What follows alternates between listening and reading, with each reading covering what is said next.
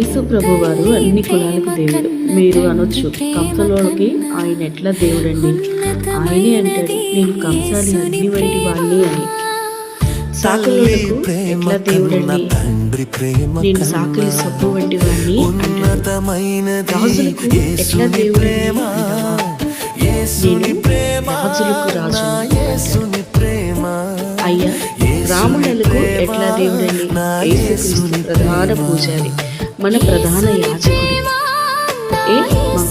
మేము కాపులోళ్ళం, దేవుడు కాదండి అని అంటావా? అసలు శిశువు నెంబర్ 1 కాపు యేసుక్రీస్తు వారు.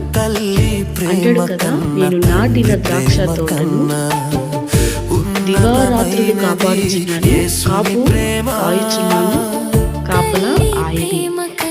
నేను కమ్మోళ్ళవండి, నాకు దేవుడు కాదంటావా? అంటావా? ఆయన మాటే కమ్మదనం.